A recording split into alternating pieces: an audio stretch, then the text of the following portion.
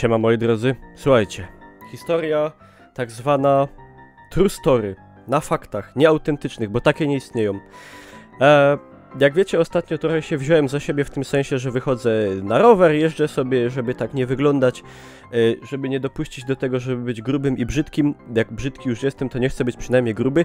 I słuchajcie, ostatnimi czasy mają wydarzenia trochę jak z filmu, może kojarzycie taki film Oszukać Przeznaczenie. Znaczy, nie żebym od razu mówił, że jakieś siły pozaziemskie, znaczy, że jakaś siła wyższa próbuje mnie wykończyć. I nie chodzi mi tu o żydostwo międzynarodowe, chociaż jak wiadomo oni stoją za wszystkim, a wyżej w piramidzie są tylko jaszczury z kosmosu. Miejmy nadzieję, że nie. Ale słuchajcie, o co chodzi? W ciągu ostatnich, żeby nie skłamać, tak 3 tygodni miałem 3 takie sytuacje na drodze, jeżdżąc rowerem, bo niestety w moim mieście 170 000 ludzi, jest jakieś łącznie 25 metrów dróg rowerowych. Także trzeba raczej jeździć ulicami, bo za jeżdżenie po chodniku policja daje mandat. Głównie Straż Miejska. Głównie raczej w sumie Straż Miejska, oni się czepiają wszystkiego dosłownie. Także miałem 3 takie sytuacje, że generalnie potencjalnie przy każdej mogłem stracić zdrowie, a jakby się trochę jeszcze mniej potoczyło fortunnie, to i życie. Słuchajcie, pierwsza taka sytuacja była taka, że jadę sobie, przede mną auto i po prostu auto dużych gabarytów, ulica dwupasmowa, normalna ulica. I prawda, to auto nagle przede mną hamuje. No, ja zdążyłem zwolnić i próbuję je wyminąć z lewej. I nagle za tego auta wyjeżdża drugie auto. Ja odbijam na lewo, wydupczam się na krawężniku, tam wstaję, oczepuję się, klupam się po głowie. No, także nie róbcie czegoś takiego, nie zatrzymujcie się nagle. Jak wiecie, że za wami ktoś jedzie, szczególnie rowerzysta, bo pomimo, że mi się udało, miałem taki dystans, że udało mi się wyminąć go, ale generalnie nagle za niego wyłonił się kolejny. Druga sytuacja była taka, że przejeżdżałem obok tak zwanego po śląsku Einfahrta, czyli takiej bramy wjazdowej, wiecie, jak są często gdzieś w kamienicach, takie duże bramy, którymi się wjeżdża na podwórko. I jadę sobie i widzę, że z takiej bramy, jechałem akurat po chodniku, ten kawałek, bo już się bałem ulicą, widzę, że wyjeżdża z tej bramy auto. No, ale powoli, tak się sunie i wyjechał już tak, że widział przez szybę mnie. No i jedzie tak powolutku, się sunie, tak dosłownie.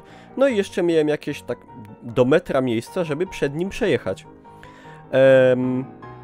Także docisnąłem i jadę. I w tym momencie, jak zrównałem się z nim, jak on wyjeżdżał, to on dodał gazu. Jak ja byłem przed nim akurat. No to ja odbiłem w lewo, spadłem z krawężnika. Tu mi się udało nie spaść z rowera, znaczy spaść, ale na proste nogi. To jeszcze jest nic. Pewnego razu jadę sobie dość pewnie, dość szybko drogą. Nie jadą ani przede mną, ani za mną żadne auta. Przy drodze auta zaparkowane. I jadę sobie, już tak wiecie, w bezpieczny dystans, zachowując od tych aut. I nagle jakieś 2 metry przede mną pani otwiera drzwi z auta.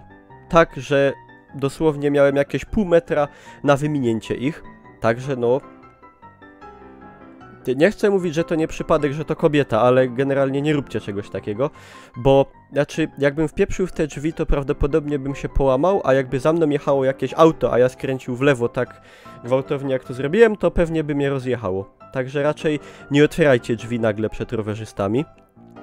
No i dzisiejsza sytuacja, tu nie było żadnych, że tak powiem, innych uczestników ruchu zaangażowanych w to. Jadę sobie niezbyt szybko, podchodzę do zakrętu na rowerze, skręcam i nagle leżę. I okazało się po prostu, że po ulicy był wysypany jakiś piasek czy jakiś shooter. Tylne koło mi zdupiło. Całe szczęście, że miałem rękawiczki, to jak spadałem, bo leciałem tak do przodu, to jeszcze mi się udało rękami podeprzeć, bo bym se głupi ryj rozwalił. Pozdro dla kumatych i spoko, że je miałem, bo bym se rozwalił całe ręce. Skończyło się ino na tym, że mam pokrzywioną kierownicę, pokrzywione te wajchy od hamulców, porysowany dość w dużej części rower brudny i połamaną lampkę i trochę jestem obtuczony, ale nic więcej się nie stało. Byłem w szoku. Także słuchajcie, życie rowerzysty nie jest łatwe, jest pełne niebezpieczeństw. Winszuję wam, jeżeli w waszych miastach macie ścieżki rowerowe wytyczone do tego typu zabaw. U nas niestety tego za bardzo nie ma. W każdym razie, niech ten vlog będzie do was taką przestrogą i takim nie wiem jak to powiedzieć, żebyście uważali. Uważajcie, rowerzyści. I kierowcy, uważajcie na rowerzystów. Wiem, że niektórzy z nich zachowują się jak idioci na drodze, ale uważajcie. Znaczy, w sensie nie róbcie czegoś takiego na przykład. Nie zahamowujcie nagle, nie otwierajcie drzwi pół metra przed rowerzystą, bo to takie nieprzyjemne sytuacje.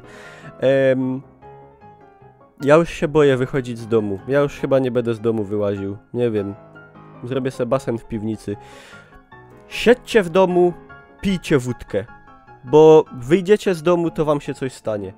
Tyle ode mnie. Dzięki za uwagę.